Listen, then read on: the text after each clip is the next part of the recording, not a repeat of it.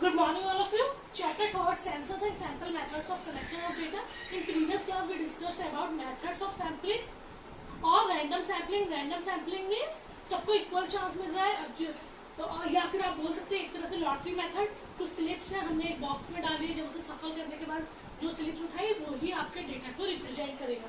Number second purposive sampling. वहां पे क्या था, बाई चांस है सबको चांस मिल सकता है, ये किस्मत के ऊपर था. पर पर्पसिव सैम्पलिंग क्या होता है, इन्वेस्टिगेटर अपनी दिमाग से अपनी मेंटेलिटी से ये सोचता है कि भैया ये पूरे के पूरे डेटा को रिप्रेजेंट करने वाले ग्रुप्स कौन कौन से, मतलब जिसमें हम सबको इक्वल चांस नहीं दे रहे, जो एक तरह से इन्वेस्टिगेटर को लगता है कि भाई ये पूरी की पूरी डेटा को रिप्रेजेंट कर सकता है, उन आइटम्स को सिलेक्ट कर लिया जाता है. मतलब इसमें इन्वेस्टिगेटर लॉटरी है, सबको फेयर चांस नहीं दे रहा. इन्वेस्टिगेटर को लगता है इन 100 लोगों में ये है जो पूरी की पूरी डेटा को रिप्रेजेंट कर सकते हैं, पूरे के पूरे यूनिवर्स को रिप्रेजेंट कर सकता है, उन्हें सिलेक्ट कर लेता है. तो ये लॉटरी मेथड की तरह नहीं होता कि अचानक से हो गया, किसी का भी नाम आ सकता है. इसमें पहले से ही मतलब मेंटेलिटी बनी होती है इन्वेस्टिगेटर की कि ये बंदा है या फिर ये डेटा है जो पूरे के पूरे यूनिवर्स है, पूरे की पूरी ग्रुप को या पूरी की पूरी पॉपुलेशन को रिप्रेजेंट करेंगे. So in this method the investigator himself makes the choice of the sample items which in his opinion are the best representative of the universe. तो इसमें क्या होता है, तो डेलिब्रेट या पर्पसिव सैम्पलिंग में क्या होता है, इन्वेस्टिगेटर को ये लगता है कि पूरे के पूरे डेटा को या पूरे के पूरे यूनिवर्स को ये डेटा रिप्रेजेंट कर सकते हैं, या ये ग्रुप है जो पूरी की पूरी यूनिवर्स है पॉपुलेशन को रिप्रेजेंट कर सकता है, तो वो उन्हें सिलेक्ट कर लेते हैं. तो इसमें सिलेक्शन होता है, या फिर आप बोल सकते हैं ये आपको चांस नहीं दिया जा रहा है, ये आपकी चॉइस है. ठीक है, जो इन्वेस्टिगेटर होता है वो चॉइस करता है कि ये लोग अच्छे हैं. तो मतलब लॉटरी मेथड या रैंडम सैम्पलिंग की तरह आपको हर बंदे को चांस नहीं दिया जा रहा है, हर डेटा को चांस नहीं दिया जा रहा है. यहाँ पे क्या हो रही है, चॉइस की बात हो रही है. So in this method, selection of the sample items is not left to the chance factor. It is simply made by choice. तो ये चांस नहीं है कि मेरा भी आ सकता है, मतलब चांस के ऊपर नहीं है, ये किसके ऊपर है, चॉइस के ऊपर. जो इन्वेस्टिगेटर सोचता है कि ये पूरे के पूरे यूनिवर्स या पॉपुलेशन को रिप्रेजेंट करेगा, उन डेटा को वो खुद से क्या कर लेता है, सिलेक्ट कर लेता है. तो यहाँ पे चॉइस की बात आती है, किसे चुनना है, ना कि चांस की बात की सबको चांस मिल रहा है या फेयर चांस मिल रहा है. Clear? So in this method the investigator himself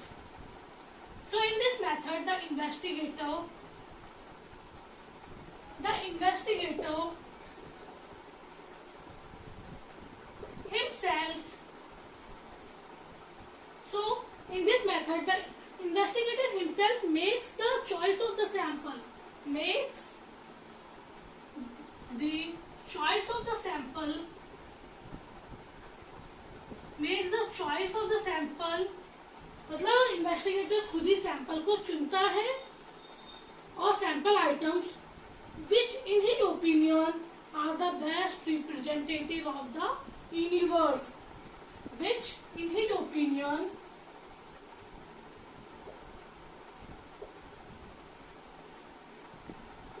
is the best representative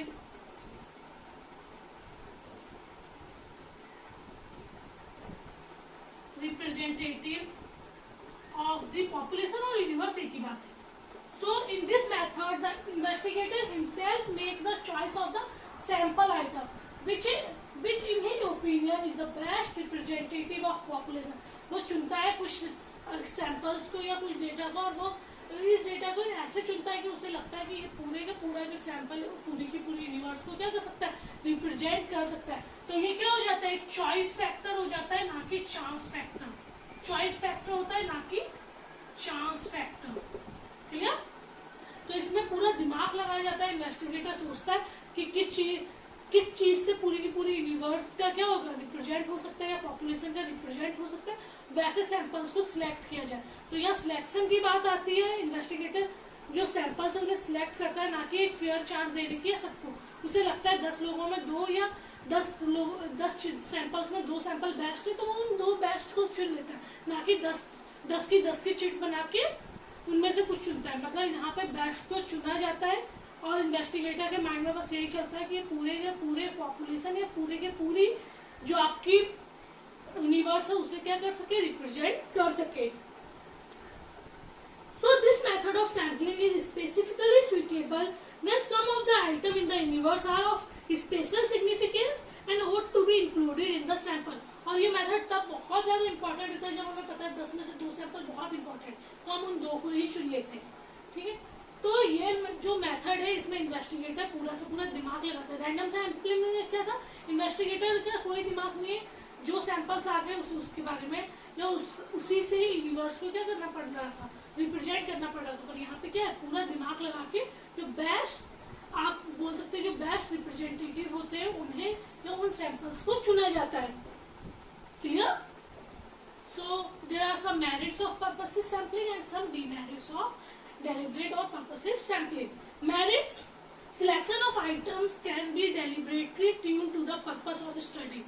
आप ये बोल सकते हो उन्हीं डेटा को सिलेक्ट किया जाता है जो क्या हो, जो पूरे के पूरे यूनिवर्स को रिप्रेजेंट कर सके। So this method is flexible to allow the inclusion of those items in the sample which are special significance, जिनका स्पेशल सिग्निफिकेंस है। 10 लोगों में 2 लोग हैं जो बहुत ज्यादा, या 2 सैंपल्स ऐसे हैं जो बहुत ज्यादा इंपॉर्टेंट है, तो हम उन्हें चुन सकते हैं, जरूरी नहीं सबको फेयर चांस दिया जाए। तो special significance. Number second, it is very simple technique of selection of sample item.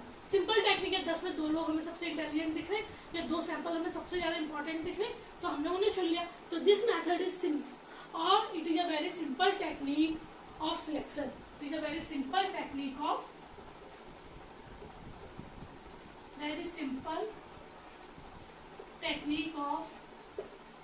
Selection.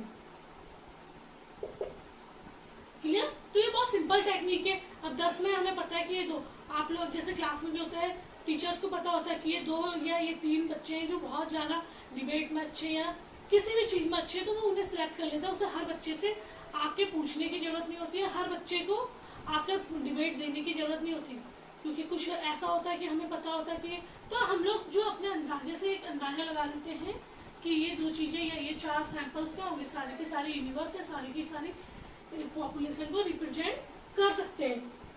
Number third, selection of items can be deliberately tuned to the purpose of study. Study का purpose क्या है, उससे मतलब हम जो investigator होता है वो जानता है कि किस चीज की स्टडी करनी है और उससे रिलेटेड ही वो क्या करता है, चीजों को चुनता है।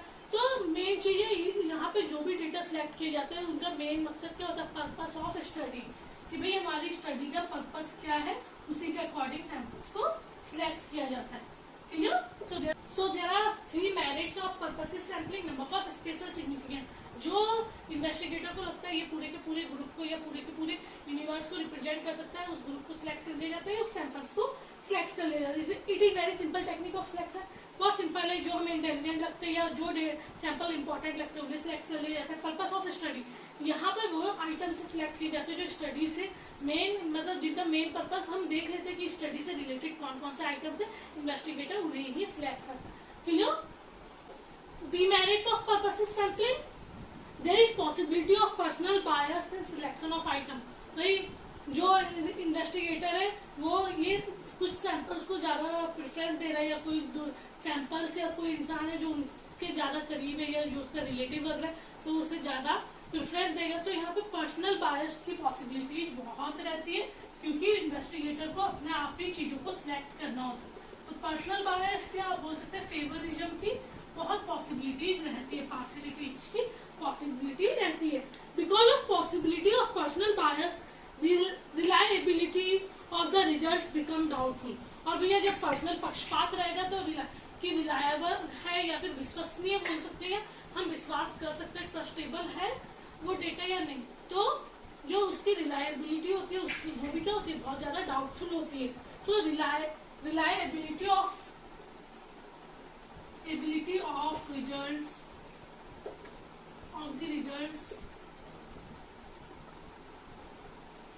so reliability of the results becomes doubtful, कि वो रिलायबल है या नहीं है, उन पर ट्रस्ट किया जा सकता है या नहीं, ट्रस्टफुल, क्योंकि यहाँ पे हम देख रहे हैं बहुत ज्यादा क्या हो रहा है, फेवरिज्म हो रहा है, पार्शियलिटी हो रही है, तो उसका बिलीव कर सकते हैं रिलायबल है या नहीं है।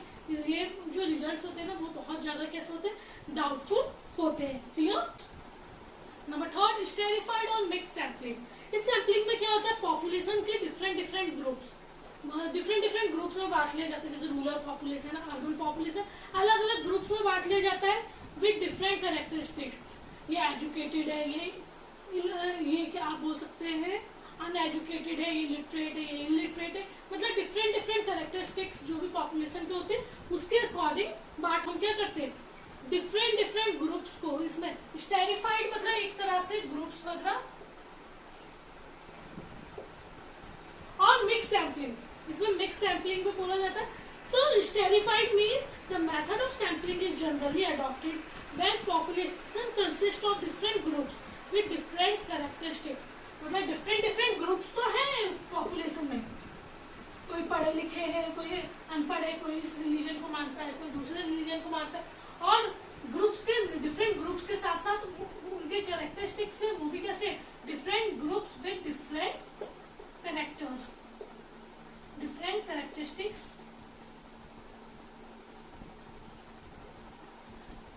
So in stratified or mixed sampling, this method of sampling is generally adopted when populations consist of different groups. Groups भी अलग अलग है, कोई हिंदू है, कोई मुस्लिम है, कोई सिख है, कोई ईसाई है, फिर डिफरेंट कैरेक्टरिस्टिक्स, उनकी कैरेक्टरिस्टिक्स भी अलग है, कोई नमाज पढ़ता है, कोई मंदिर जाता है, कोई चर्च जाता है, कोई गुरुद्वारे जाता है, मतलब सबके कैरेक्टरिस्टिक्स, सबके फीचर्स भी अलग अलग है। According to this method of sampling, population is divided into different strata having different characteristics and some of the items are selected from each strata. अब हमने क्या किया डिफरेंट डिफरेंट ग्रुप्स बना लिए, यहाँ पे पूरे आप मान लीजिए हिंदू लिख दिए, यहाँ पे मुस्लिम्स लिख दिए, यहाँ क्रिश्चियंस लिख दिए, और यहाँ पे जो सिक्स है वो अब इनमें से कुछ लोगों को सिलेक्ट कर लिया गया। तो इससे क्या हुआ हर ग्रुप से कुछ लोग क्या हो गए सिलेक्टेड हो गए या सिलेक्ट हो गए।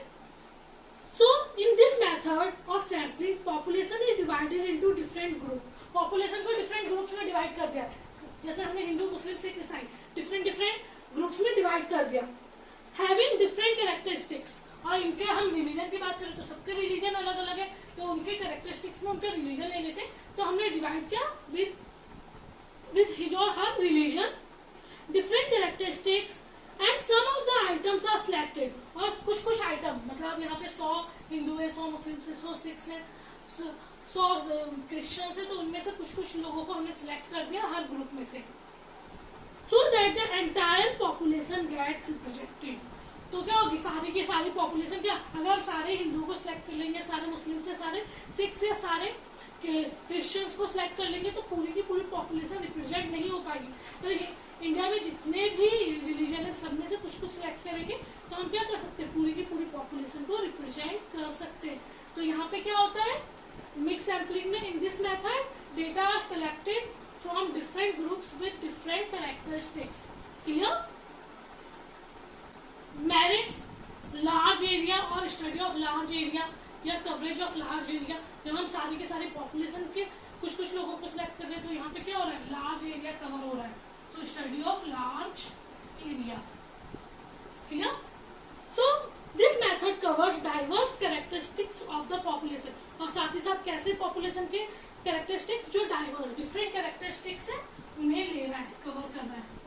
Diverse characteristics of the population, तो एक तो लार्ज एरिया कवर हो रहा है, और साथ ही साथ ये नहीं कि एक जैसी कैरेक्टरिस्टिक्स, डाइवर्स कैरेक्टरिस्टिक्स है पॉपुलेशन के वो कवर हो रहे। Number second, on the basis of diverse characteristics of the population, a comparative analysis of the data becomes possible। अब जब हमने डाइवर्स अलग अलग कैरेक्टरिस्टिक्स लिए, तो हम क्या कर सकते हैं कंपेयर कर सकते हैं कि जो क्रिश्चियन है वो चर्च जाता है, जो हिंदू है वो टेम्पल जाता है, जो सिख है वो गुरुद्वारे जाता है, और जो मुस्लिम से वो मॉस्क जाते हैं। तो यहाँ पे हम क्या कर पा रहे हैं कि डिफरेंट डिफरेंट कैरेक्टरिस्टिक्स के कारण हम एक कंपेरेटिव या कंपेयर कर पा रहे हैं, कंपेरेटिव स्टडी पॉसिबल होती है। Clear?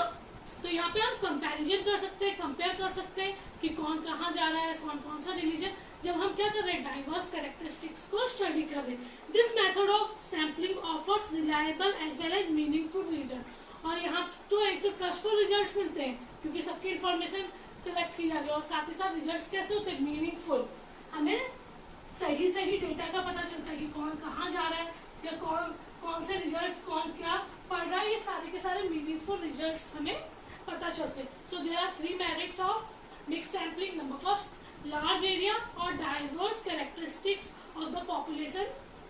Study, number second comparative study, हम कंपेयर कर सकते हैं, number third due to comparative study और diverse characteristics meaningful results has come. Clear?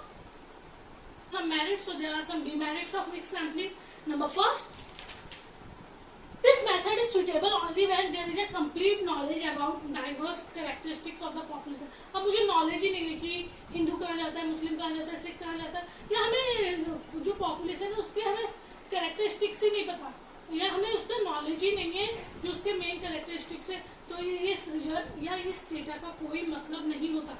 So this method is suitable when there is complete knowledge, हमारे पास complete knowledge हो about diverse characteristics, complete knowledge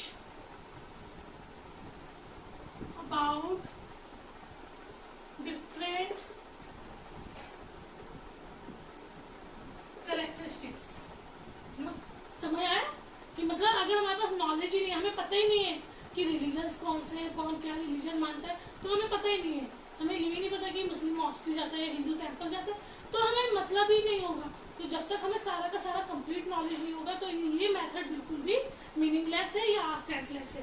number second, there is possibility of bias at the time of classification of population into different strata. जब different different group में population को divide किया जाता है तो पर्सनल बायस होने की, हमें जो लोग अच्छे लगते हैं हम उन्हें सिलेक्ट करते हैं और जो नहीं लगते उन्हें नहीं करते. तो पर्सनल बायस की पॉसिबिलिटी रहती है इसमें, या आप बोल सकते हैं पार्शियलिटी की पॉसिबिलिटीज भी रहती है. When the size of population is already small, और अगर पॉपुलेशन का साइज बहुत स्मॉल है, it may be difficult to further divide into small parts. तो ये बहुत मुश्किल होता है कि हमने 50 लोगों की स्टडी करनी थी, अब 50 में भी हम 5 को चुन रहे, तो ये बहुत डिफिकल्ट होता है. जब अगर स्टडीज या हम बोल सकते हैं कि पॉपुलेशन पहले ही स्मॉल है तो it may be difficult to further divide into smaller parts. So it is difficult to divide into smaller part और पार्ट्स स्टार्टर ग्रुप एक ही बात है, स्मॉल पार्ट्स और strata. If study of survey is already small.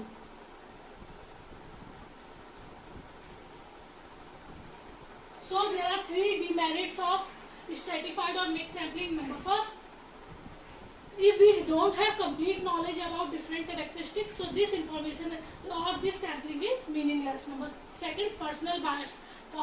हम partiality की possibilities बहुत रहती है, हम किसी के अगर हमें ये लगता है कि ग्रुप में ये लोग अच्छे तो हम उनकी तरफ ज्यादा बायस्ड हो जाते हैं, और अगर पहले ही अगर हमारा जो एरिया है सर्वे है वो छोटा सा, उसमें से भी हमें ग्रुप्स में से कुछ कैरेक्टरिस्टिक्स निकालने तो ये बहुत ज्यादा क्या होता है, डिफिकल्ट होता है.